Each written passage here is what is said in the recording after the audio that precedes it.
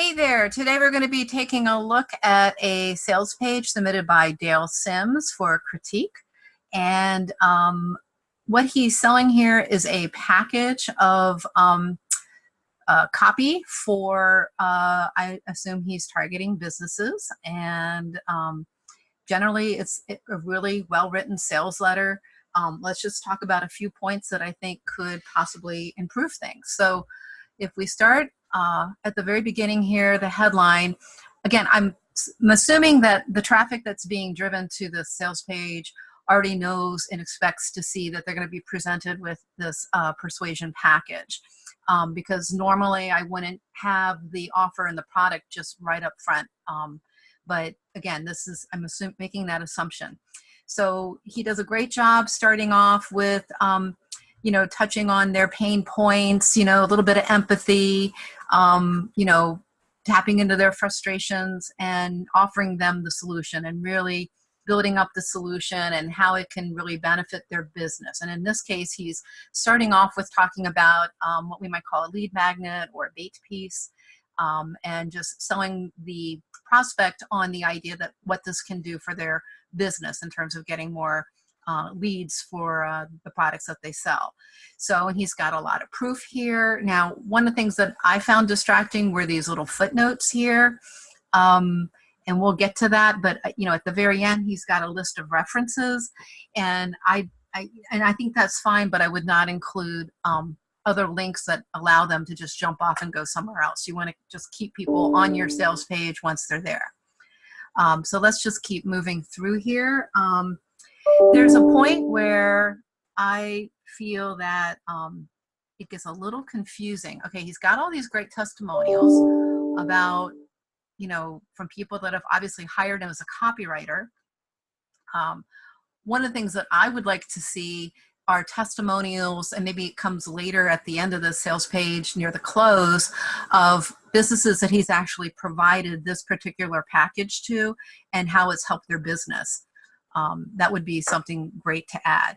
But there's a point where, he's talking about basically the stealth sales report and selling people on doing that. And then he gets right into the stealth sales persuasion package and then immediately goes to talking about a sales letter.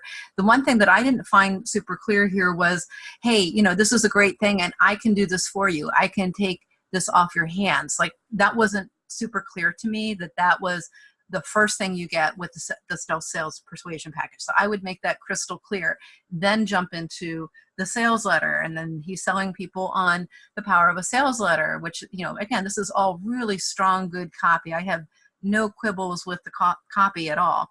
In fact, as I was reading this, I have someone I know is in the midst of starting a small business, and I was thinking this could really help him. This whole package deal could be a great thing for him. Like, he was really selling me on the whole idea.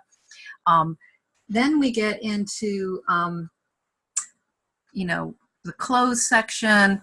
There was one thing that I found wasn't super clear, and that was when he was talking about this lead magnet or bait piece, just how customized it was to your individual business. I don't want to get some cookie cutter report. I want something that's going to really, work for my business or my product. So I think that he needs to emphasize that.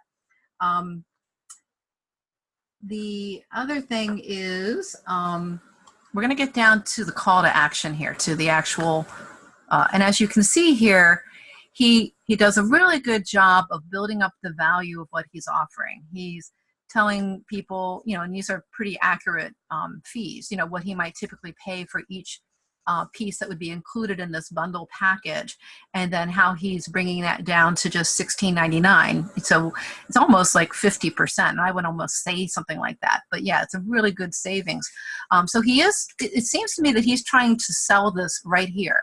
Like, it seems to me the next logical step would be an order form, put your order in today, be clear, like, maybe you don't pay anything right now until the project is, accepted by me, or maybe it's just a 50% deposit, whatever it is, but that needs to be clear. It seems to me like he has pretty much closed the deal. If I'm reading this far, I might be like, yeah, I'm ready to go, right? But then we get to a very standard And here's what I mean by here's all the references and there's links, and I don't think we want to send people other links. But we've got the very standard cookie cutter form here. And again, if you're trying to sell this, like close the sale, why not have a custom form that makes them feel like they're ordering? And maybe if you still want to make sure that you've accepted, like whether or not they're a right client fit for you or fitting into your schedule or whatever, you can maybe say, you know, subject to approval, whatever. But like, I would close that sale more rather than just an inquiry. Now, if you're just going to have them submit an inquiry, then maybe you don't get into all the pricing stuff, because honestly, it might scare some people away. And maybe that's better for a follow-up, you know, maybe a personal get on the phone. Hey, you know, let's talk about it. And here's what it is. So, you know, again, if you're going to get into the pricing, I would say try to close the sale. And I think that's pretty much it. The only thing that I found, well, actually, I have another thought. You know, tell me who this is for, because, you know, I'm reading this and like, even like in some of the free reports, like it kind of threw me off. There was a couple of, you know, about why many fat loss promos don't work anymore. Well, that, you know, that's not going to appeal to a lot of maybe prospective businesses, or if they're not like a health company or a supplement company. So I would maybe have some kind of copy or sidebar or something that says, you know, who this is for. This is for, you know, publishing businesses, supplement companies, you know, coaching businesses, you know, whatever it is, like make a whole list of, so they can kind of see themselves and say, yeah, this will work for me. You know, what are the types of companies that this type of strategy or this service that you're offering will help? And better yet, if you have actual clients that you've done this for, maybe a list of clients or industries that those clients are in, you know, would be good. And then once again, I think, you know, if you had a few, even just a few testimonials near the close, where one of your past clients has actually used this service and what it did, like, oh my gosh, my leads jumped by 50% once I started doing this, you know, or whatever, like those kind of proof points, I think, especially at a fairly high price point, I think will really help you close the sale.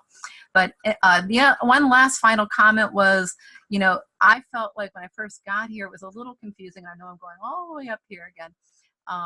This was really small copy with your, you know, call to action to get your lead magnet. And I understand you don't want that to interfere or distract from this offer. But this, you know, this was very confusing because again, you're using the same form to maybe opt in and get that as you are to, you know, respond to this offer. So I would rethink that. And that's pretty much all I have today. Hope you found it helpful, Dale. Great copy, great sales page overall. Take care.